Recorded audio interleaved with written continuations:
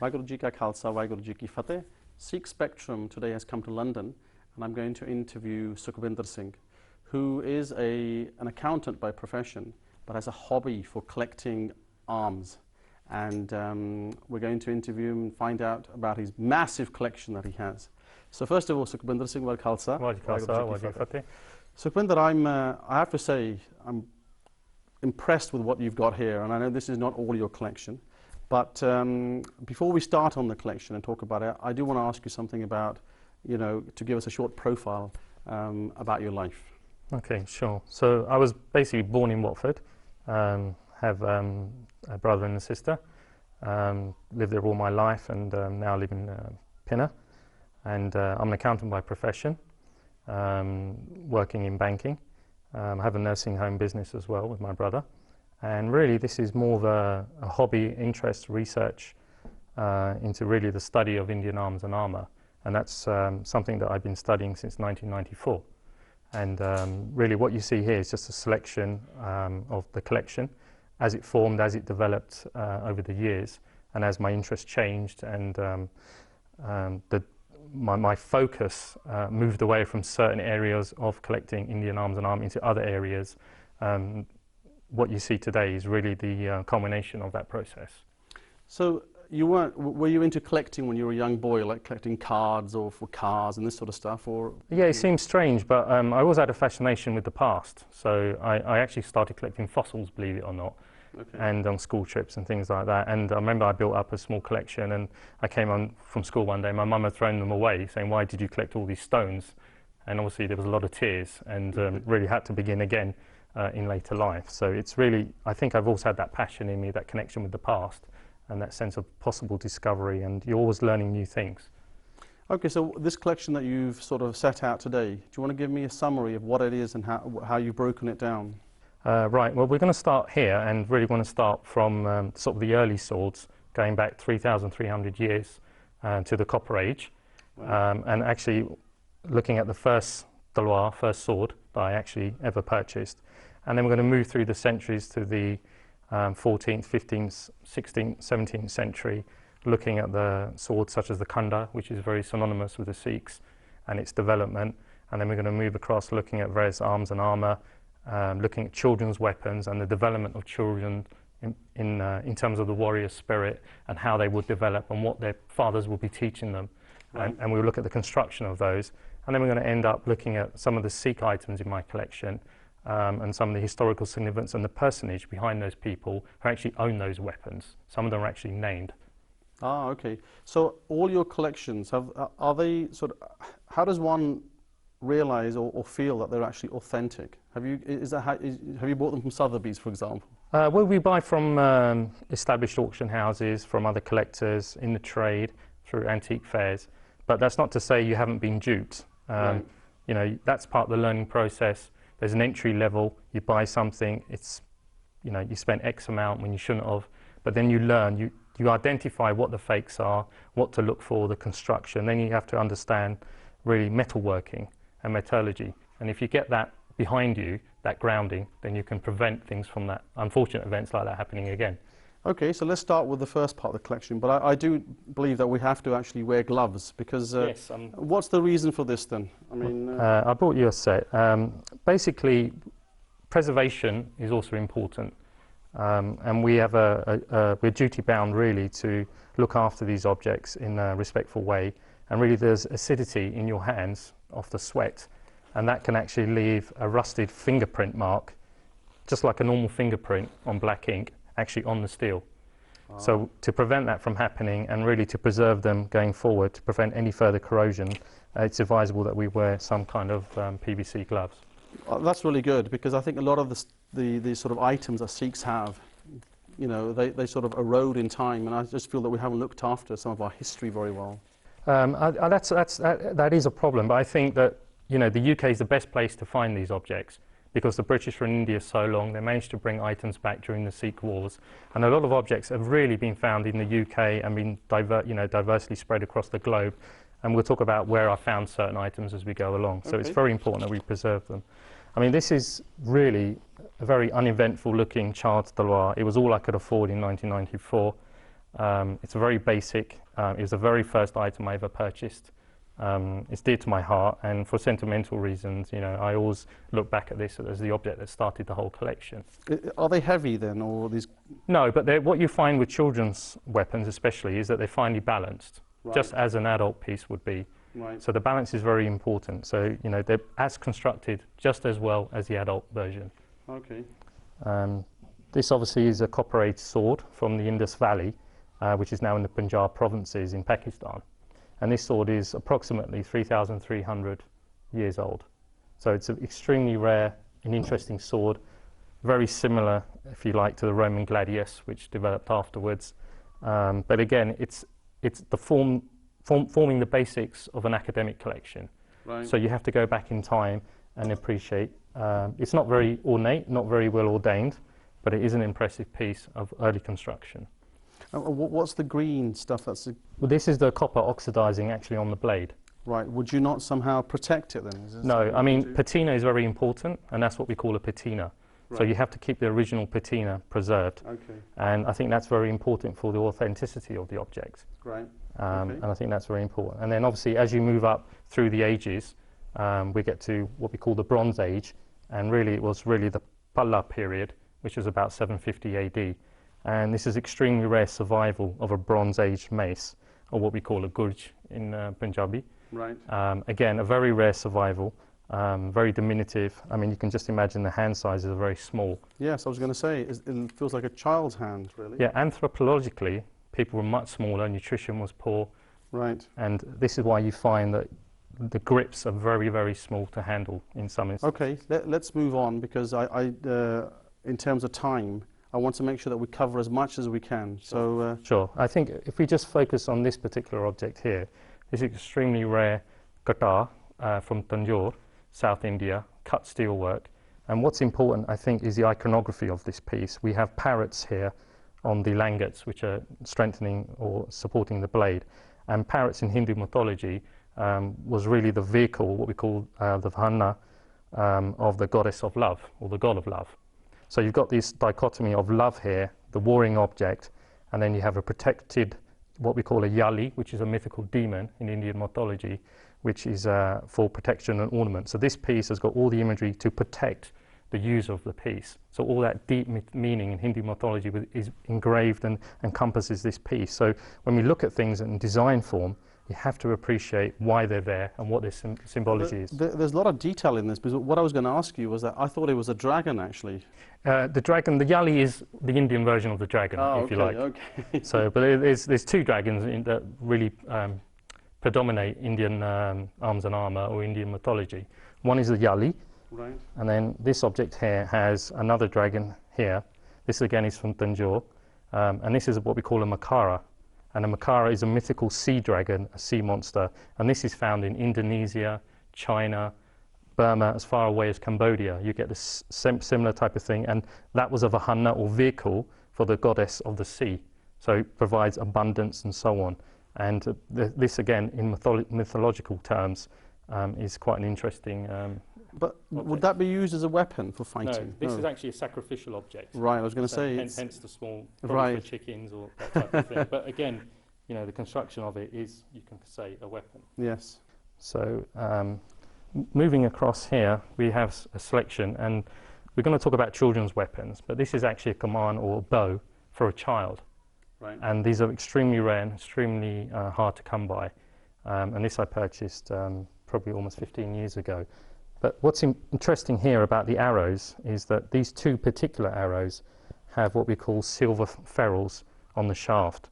And these are actual silver pieces. And silver being a valuable metal, it's very strange to find it on an arrow, but not that strange, because in Guru Gobind Singh's time, it's well documented in the hands of certain families' collections that he had a gold ferrule or gold ferrules on the actual shaft of the arrow or the deed, which would be used to pay for that person's funeral or death on the battlefield. So it's quite interesting to see that we have silver in an arrow. Now, it could be that someone's played upon that type of thinking, someone of some nobility has adopted that type of thought process. But again, to find silver on an arrow which is a disposable object in the battlefield. Well, I was going to say that to you because, you know, exactly, it is disposable. Why would you put silver on it? Well, I think that raises more questions than actually gives you answers. Right. So it's an interesting concept. And what about the, there's something missing on the ends, I assume? What's missing here is what we call fletchings, and you'll see examples of it, which is really the feathers for the balance. So there would be 4 pieces of feathers attached to the end here, which we call fletching. Right, okay. So Sukhbinder, let's move over to these swords that are sort of the ones that most Sikhs can relate to. You know, before we go on the swords, time, you know, wise, was there ever any European influence on the type or style design that we have? Yeah, I mean, what you'll find is actually what we're all familiar with, which is the Sikh Khanda sword, which is a double-edged, broadleaf-shaped blade. It's actually the national sword of Orissa, and actually there's a cave in Orissa from the Gupta period in AD 320, and that was the first depiction of a broad-sworded leaf-shaped blade. And when we get to the 16th century, basically late 16th, early 17th century, this is a typical hilt or handle that we find of a Khanda sword from that period. And actually, if you go to Anandapur Sahib and you see the Khanda that Guru Gobind Singh Ji used when he administered Amrit, it's this type of sword hilt that we find.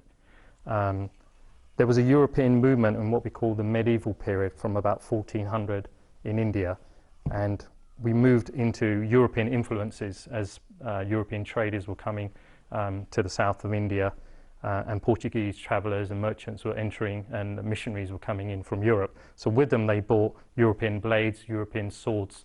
Right. And there we developed the Khanda into what we call the basket hilt, which is the typical sword that we know of the Sikhs, and stylized. Same broad-shaped blade, but the hilt is now metamorphosized from this old style into this extra style with the protection of a knuckle guard, which is something that you didn't get with that sword. Right. So actually the Sikh Khanda as we know it is in this form. And again, this is the national sword of Orissa. Sikhs had adopted it. There's always obviously a play between various cultures and various regions of swords and weapons being adopted throughout India. And it's no coincidence really that the Sikhs adopted this as their sword. And how heavy are these actually? It's fairly finely balanced, and the purpose of these reinforcers are that you'd have a two-handed approach on the blade itself. So you protect yourself from the thin blade, it strengthens the blade, and that's why you have this kind of configuration on the sword. But it's a very nicely balanced, functional sword with silver Gofgari decoration on the hilt. Right. Okay. I mean, some of those, the stories that we hear, whether it's about Bachitra Singh or Baba Deep Singh, I mean, they must have been physically pretty sort of well-built men. Yeah, you find that from the grip size, again, some of the swords are really outlandish and outsized. Some you can say were used in the festival of Dussehra for worship, where they'll come out and they'll worship the weapons. Others, like this one, which is a South Indian piece, is extremely hard to balance and to use in combat situation. And this again, you talk about European influences. These sword catchers for the blade, again, are very much on the European lines, taken from Portuguese swords or Italian swords, what we call Bilbao swords.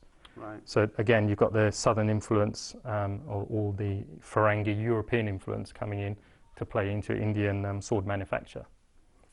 So the dents that you've got on these swords, I mean, I'd assume the blacksmith would then fix them or grind them down to make... Yeah, you would re-edge a blade, or if it had broken, you would what they call scarf weld it, fix it back together.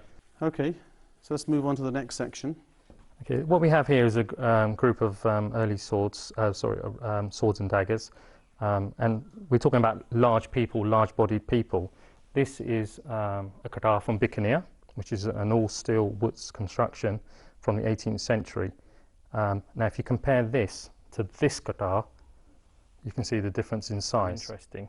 And you can actually decipher through the weapons themselves, the individuals. And we talked about serendipity. This is a sword manufactured in Lahore, a very fine wood sword.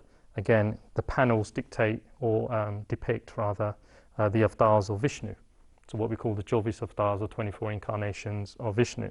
This sword I purchased from a dealer in London, After I purchased it, simply because I thought it was a nice, interesting sword, I noticed that on this panel here, I don't know if you can see who that is.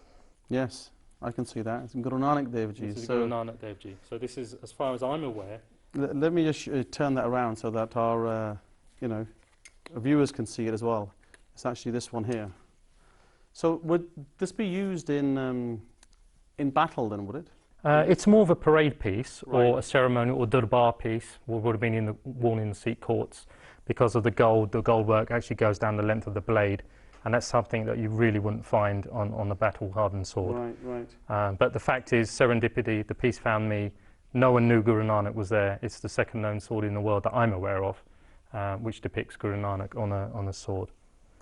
So, I have to ask you one question regarding the values of these.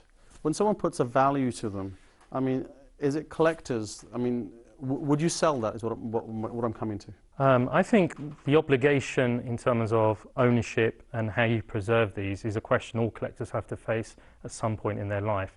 If their family are not interested, my children are not interested, for instance, then you have to really decide what you want to do with it. Donate it to a museum, sell it as a collection to a museum or to individuals. So I think the price is really dependent upon your situation at the time.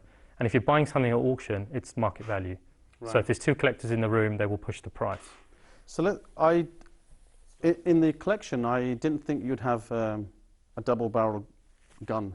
So which area or which time is this from? Well, this is an interesting pistol. I found it at an international arms fair. I was just intrigued by the gold Damascene work on the pistol. I picked it up. I noticed it had a inlaid gold inscription, what we call Denishar work. There was a friend of mine who happened to be an Arab in the room, and I asked him if he could read it for me. So he read it. I got straight onto the internet. I managed to track down who it was, and I purchased the gun. And actually it belongs to Maharaj Gunwar Zawahar Singh Ji Sahib, and he was actually a general who worked under Gulab Singh. So he actually spread the Sikh territories through to Ladakh and as far as Tibet, where he carried the Khalsa flag. And he was killed in battle in the mid-19th century. And actually, he was a Rajput. So at 16, he joined the Sikh forces after he killed his cousin over a land dispute. He was looking for a patron. He entered the Sikh forces. He became and befriended Maharaja Ranjit Singh himself. He became one of his favourites at the Sikh courts. Right. So this pistol actually was adorned and worn at the Sikh courts during the time of Maharaja Ranjit Singh. Really? I was really surprised. I think people, don't know enough about guns when it comes to Maharaja Ranjit Singh, or even after Guru Gobind Singh's time, because, this type of, pistol, I always think of those two people sort of shooting at each other over somebody in the UK. I mean, the Indian firearms was started really with black powder and cannons through the Mughals, up way through the ages. But what's interesting about this is made by Charles Lancaster. And you can see an inscription here that says 151 New Bond Street, London. So he had agents who were selling guns to the Middle East or to the Eastern markets, and then inscribed with the owner's name. Right. And the quality of this gun, 16-bore percussion pistol, really screams quality, and it's something that you would associate with a general of that standing. Right. And from the serial number on the gun, we're able to trace the date of manufacture to the Charles Lancaster records, which perfectly match the reign or the ascendancy of this general in the Sikh forces. So I think the provenance is there, it's rock solid. Okay, let's move on to the last section. You've got a few of these chakras that we all know about. Is there anything in a particular one have you purchased these in auction as well? These were found really all over the place, antiques markets, auctions and so forth. Some are made of woods, some are not made of woods.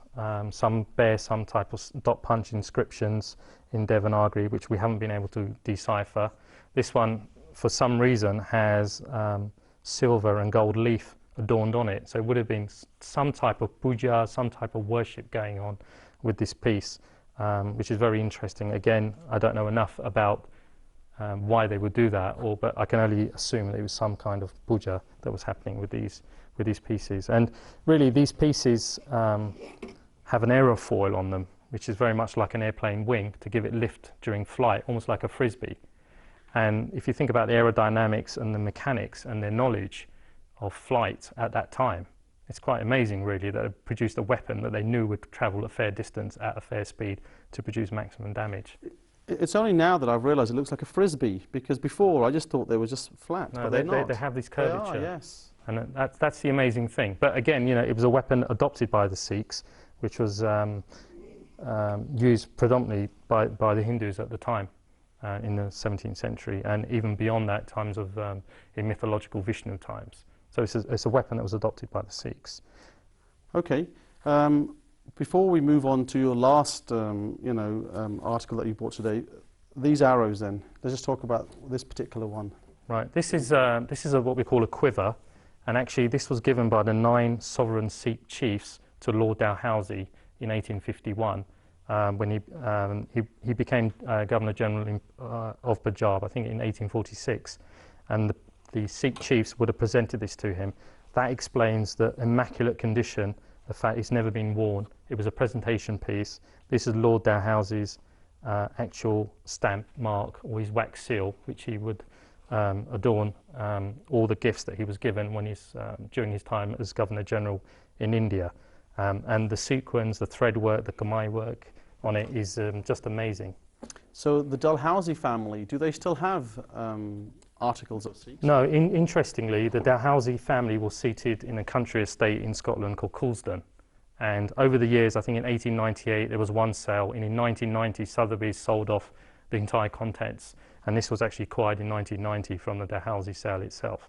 Right. So the provenance is there, it's rock solid, it has a Dalhousie wax seal on it, and it was given, and Dalhousie kept immaculate records. So this was actually presented by the 9 sovereign Sikh chiefs, which explains its condition, and it's the fact that it's really survived in that condition, because Dalhousie really did look after the objects he was given. Well, even now I think it's a beautiful piece anyway. It's quite surprising that it's lasted that long. Okay, so let's go to the last article that you have, which is this armour, a coat. Is there a name for this? Yeah, this is what we call a coat of mail.